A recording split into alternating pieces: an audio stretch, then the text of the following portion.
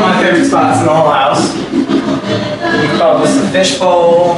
Check out this view and kind of catch the street for a few moments.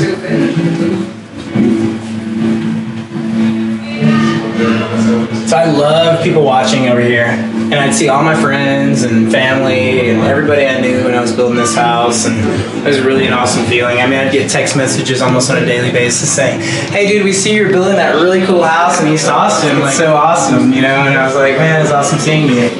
Yeah, we're very guided by our own common goals, and I think that's doing cool stuff and making people feel good and leaving a good legacy for ourselves. So this house for me, and then the other houses around here, these neighborhoods I've walked around and been part of my whole life, and I will be for the rest of my life, and so will my kids. And so having a home like this that I can drive by with my kids and point to and say, "Hey, look, Daddy built that," you know, is super special. Super special.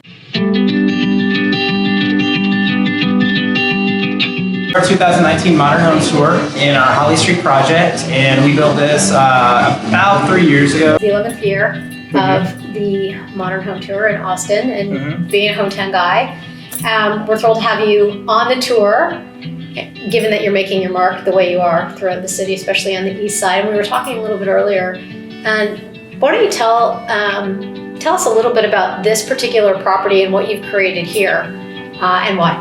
Absolutely. Well, thank you for having me on the tour, by the way. And this is my 11th year in business, so maybe it's kind of fitting that it's 11th year of your tour. You know, this particular project is a very special project to me. This is kind of the first big, awesome, splashy project that I feel like I landed.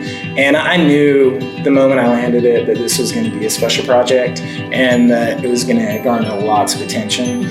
Sorry, I threw my plaque out of here from Pro Remodeler magazine, kind of showing that off. This was the tightest home in Austin, Texas ever built when I built it, and it has all the line cuts, all the windows, all the crazy roof lines and everything like that.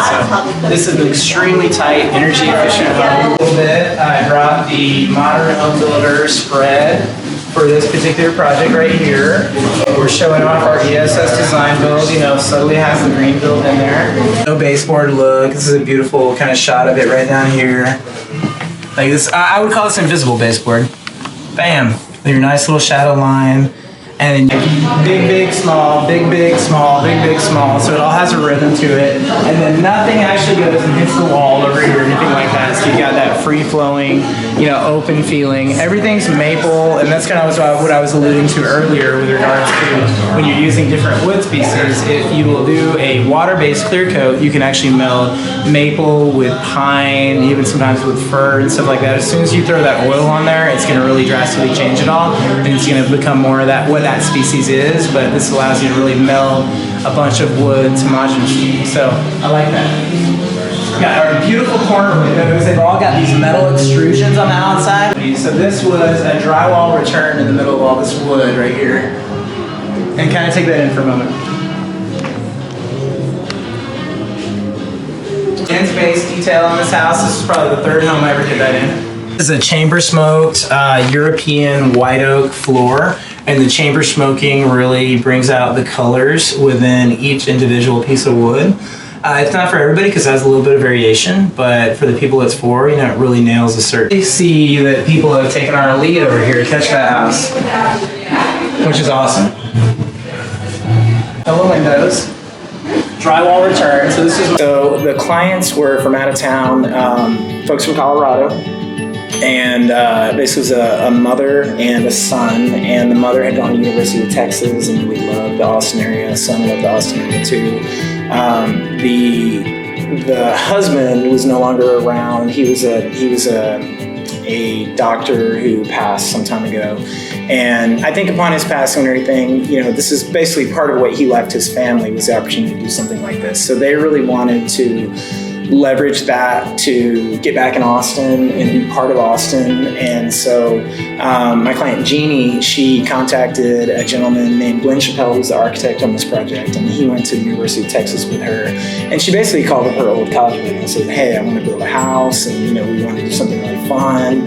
I was just saying that that's what the future is. So a lot of people are just buying a piece of property, build one side and one, but then it's like renting the back. And the reality is they did want to do something with Airbnb and that sort of thing, which I know is super popular right now. And I think some people have a good taste in their mouth about it, some people have a bad taste, and some people are kind of indifferent. So I think knowing that going into it, that was a real life variable to take in and consider.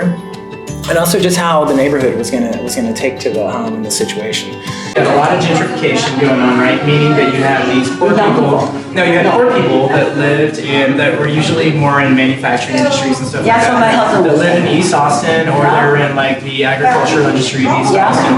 And so East Austin was the last great place to go and try to get land, because West was gone, South was gone. And look at, I mean, we're looking at downtown, That's right? right. I mean, we're literally looking at downtown Austin, Texas right now. You can go anywhere you want in less than 5 minutes if you can bypass traffic. Yeah, yeah. And so and we're that's here. Why people want to be in this area. Right, and this particular lot So is what one was of it those called? beautiful Can you lots. write that name? I would call it Intelligent Urban Infill. One thing that stood out to me immediately was that these people were not just in it to try to make a quick buck off of Austin, Texas. The substance of these windows came from a famous artist named Piet Mondrian.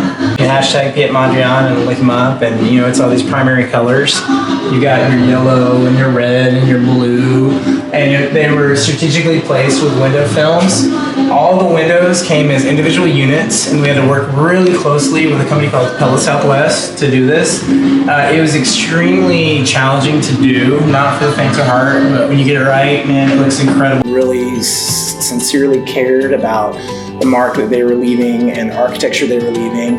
And I don't even think they really understood the opportunity that they had to introduce how this neighborhood can be laid out for the future. Holly Street 35 entrance is essentially the entrance to East Austin. You know, what you see is you see some good and some bad with how that transitions. And I think that we wanted to feel like we were on the good side of that.